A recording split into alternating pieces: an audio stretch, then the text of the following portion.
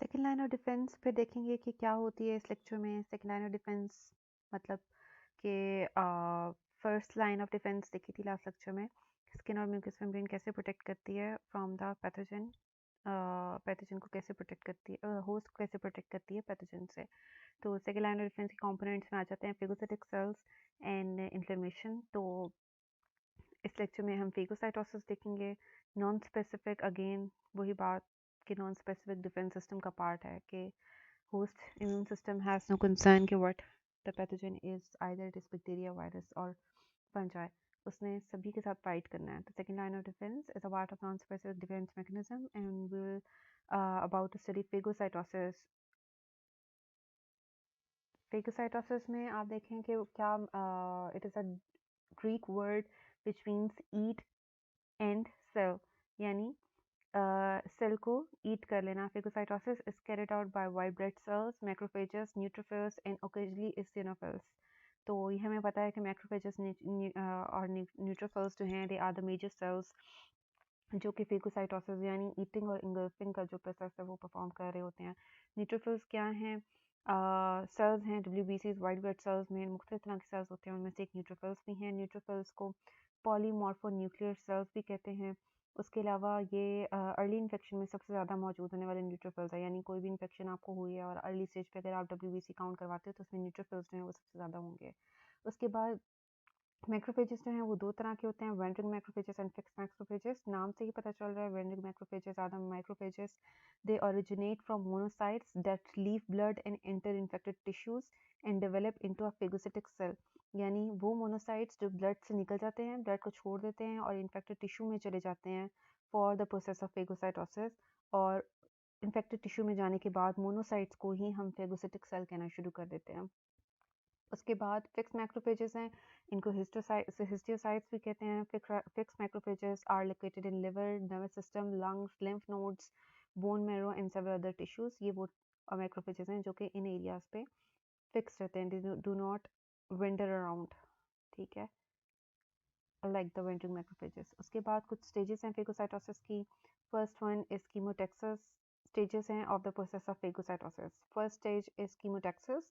Chemotaxis में से क्या होता है कि phagocytes are chemical attracted to the site of infection, कि जो भी इन्फेक्शन साइट होती है, जो इन्फेक्टेड सेल होता है, वो ऐसे केमिकल्स रिलीज करता है जो कि अट्रैक्ट करते हैं फेगोसिटिक सेल को to come.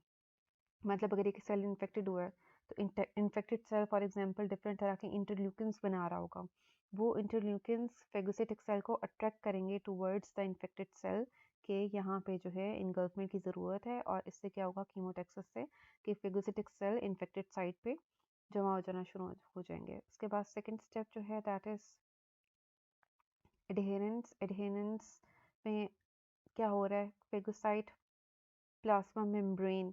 The plasma membrane of phagocytic cell attaches to the surface of the pathogen, और अटैच होने के बाद क्या होगा, उसकी इंगल्फमेंट का प्रोसेस शुरू हो जाएगा। यानी फेगोसिटिक सेल जो है वो अटैच हो जाता है to the foreign material to the pathogen. और आगे आपको यहाँ पे बताया गया adherence can be inhibited by capsules और एम प्रोटीन्स के। कुछ ऐसे बैक्टीरिया होते हैं which have capsules, for example Streptococcus pneumoniae on its surface, and some bacteria have M protein in the cell wall, जैसे Streptococcus pyogenes में होती है M proteins। ये M proteins और capsules जो हैं they create an hindrance for the attachment of phagocytic cells to themselves। तो उनकी क्या मतलब है इस बात का कि वो अलाउ नहीं करती हैं phagocytic cell को to attach to these cells। Capsulated और M protein वाले बैक्टीरिया के साथ फेगोसिटिक सेल की जो अटैचमेंट है that is a difficult process. तो होता क्या है कि उन सेल्स की फिर ऑप्सनाइजेशन हो जाती है। ऑप्सनाइजेशन मीन्स कि क्या हो रहा है ऑप्सनाइजेशन में,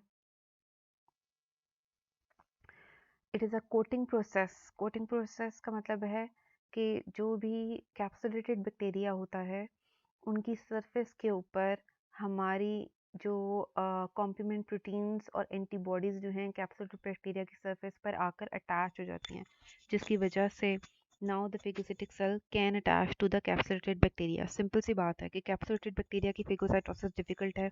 क्यों? क्योंकि फेगोसिटिक सेल जो है that do not allow the capsulated bacteria to attach यानी कैप्सुलेटेड बैक्टीरिया जो है फेगोसिटिक सेल को अपनी सरफेस पे अटैच नहीं होने देता। इसके सोल्यूशन क्या है? इसका सोल्यूशन ये है कि जो भी कैप्सुलेटेड बैक्टीरिया हैं उनकी सरफेस पे हमारी ऑप्सनेंट्स, हमारी एंटीबॉडीज और कॉम्प्लीमेंट प्रोटीन्स आकर अटैच हो जाएंगी। एज अ रिजल्ट क्या होगा, व्हाट विल हैपन कि उन सेल्स की फेगोसाइटोसिस ईजी हो जाएगी। इस प्रोसेस को हम कहते हैं ऑप्सनाइजेशन।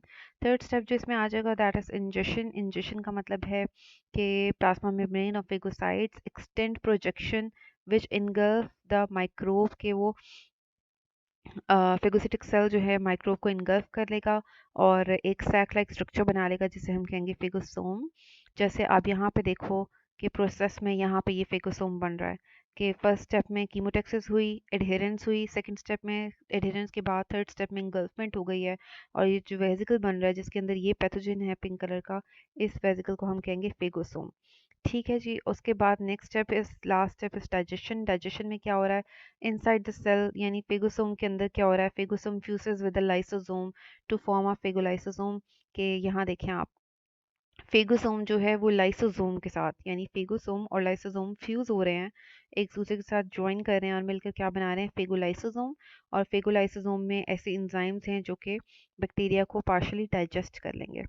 तो यहाँ पे आप देखो lysosomal enzymes kill most bacteria with in 30 minutes and include lysosomal enzymes. यानी लाइसोसोम में कौन कौन से एंजाइम होते हैं, लाइसोजाइम होता है लाइसोसोम में, लाइपेजेस होते हैं, प्रोटीएजेस होते हैं, आरएनएजेस होते हैं एंड डीएनएजेस होते हैं।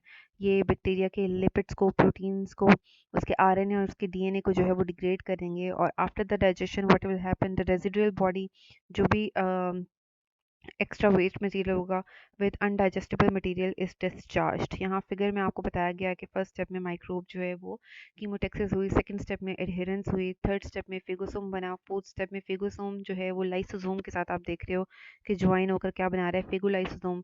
और लाइसोसोम में डाइजेस्टिव एंजाइम्स थे जैसे कि लाइपेजेस, प्रोटीएजेस, डीएनएजेस हमने देखा, उन सब ने जो है बैक्टीरिया की या जो भी फॉरेन पार्टिकल था उसको पार्शली डाइजेस्ट कर दिया और जो भी इनडाइजेस्टेबल मटेरियल होगा वो आप यहाँ देख रहे हो स्टेप में बॉडी से एक्सक्लूड हो रहा है। तो this is all about phagocytosis. अगर आपको इस तरह का कोई भी क्वेश्चन आ जाता है पेपर में, प्रोसेस ऑफ फेगोसाइटोसिस, तो आप ये डायग्राम विद इट्स डिस्क्रिप्शन बता देंगे तो that will be more than enough. और फेगोसाइटोसिस का इस तरह से आपका जो पार्ट है कंप्लीट हो जाता है। ये आपको याद रहे कि फेगोसाइटोसिस, ये आपको याद रहे कि फेगोसाइटोसिस जो है that is the part of second line of defence. Thank you.